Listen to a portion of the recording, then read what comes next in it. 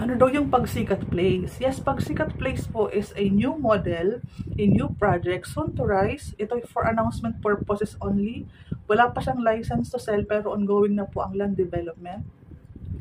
Si Pagsikat Place po is mas pinalaking Pagsinag Place. So wala na po tayong Pagsinag Place sa mga nagtatanong. Ang price po ni Pagsikat is iba, ang model house niya is iba, ang house feature niya po is iba, ang sukat niya is iba. So, ibang-iba siya kay Pagsinag Place. So, again, wala na pong Pagsinag Place in all our location. Wala na sa Naik, wala na sa Bulacan, wala po sa Rizal, at wala po sa Pampanga. Ang aming ino-offer na bagong project, again, wala pang model house. Pero, so, pareho lang din po.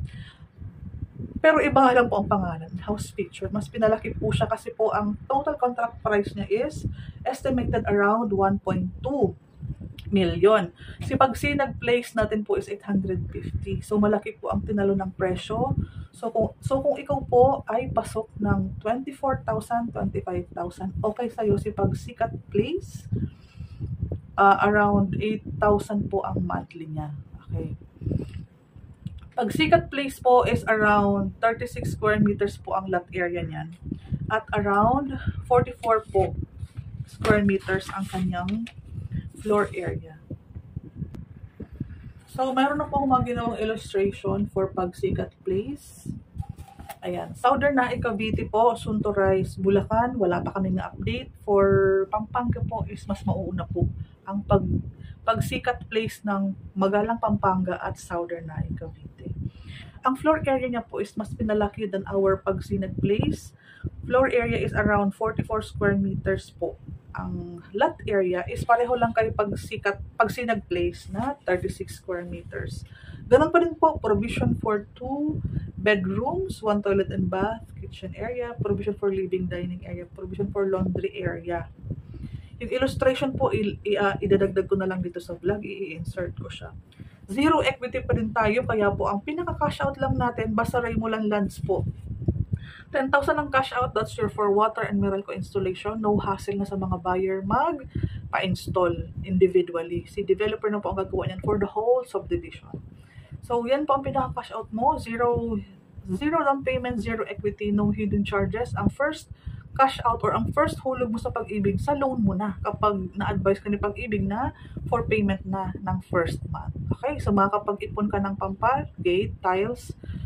Ito po ay wag nating asahang complete turnover kasi siya po ay pinaka-affordable, kaya po siya affordable. Painted walls, at least painted walls at presentable po ang ating mga units and affordable pa para mabigyan natin ng way na magkaroon ng sariling bahay ang mas maraming pamilyang Pilipino dahil very attainable po ang ating salary required, around 24 to 25,000 depende sa edad. Pag tumataas ang edad mo, tumataas din po ang salary required natin. Walang halos pinagkaiba sa itsura, sa sukat lamang po ng floor area. And, ayan po, pag nag-chat ka po sa Facebook ko, papadala ko po sa inyo yung mga ganito para mabasa po ninyo. Estimated monthly po nito is around 8,200. Okay? Salary required, 24,000. Tinaasan na namin ang bahagya dahil yun po ay computed sa 1.2. Kasi kung mag-evaluate man si developer, at least pasok tayo.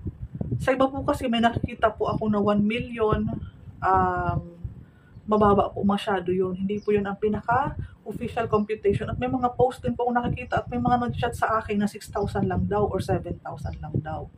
Okay, ang masasabi ko po dyan, dahil nga po ito ay soon to rise at mga for announcement purposes only, wala pa po talagang pinaka-official.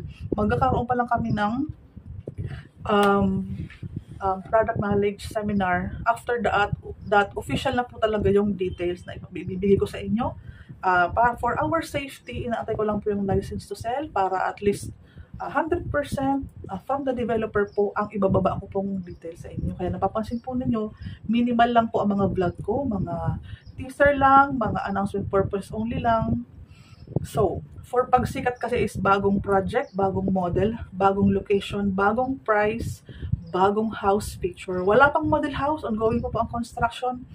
So, please mag-subscribe sa aking channel para pag may mga bagong update, ayan, mapanood mo na muna. So yan muna po, keep in touch para po sa mga ibang details. Directly PM me kung may mga tanong.